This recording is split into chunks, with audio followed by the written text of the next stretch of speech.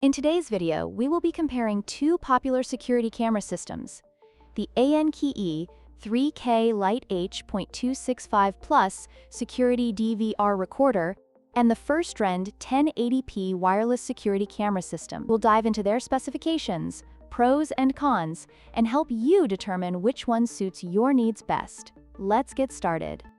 The ANNKE 3K Lite H.265 Plus is an 8-channel hybrid DVR recorder that supports various camera types and features H.265 Plus compression for efficient storage. It has AI-powered human and vehicle detection and allows remote access via the ANNKE Vision app. However, it does not include a hard drive. On the other hand, the Firstrend 1080p wireless security camera system comes as a complete kit with 8 1080p HD cameras and a pre-installed 3 TB hard drive.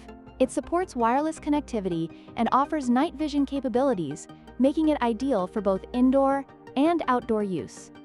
The ANNKE system is cost-effective and supports multiple camera types, but it requires a separate hard drive purchase.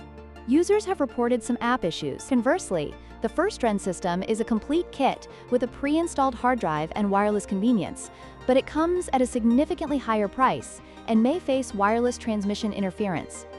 Both systems offer remote viewing capabilities and motion detection, allowing users to monitor their properties from various devices. However, the ANNKE system allows for more flexible camera choices, while the Firstrend system is a complete wireless solution that includes everything needed for setup. The price difference is also a significant factor to consider when making your choice.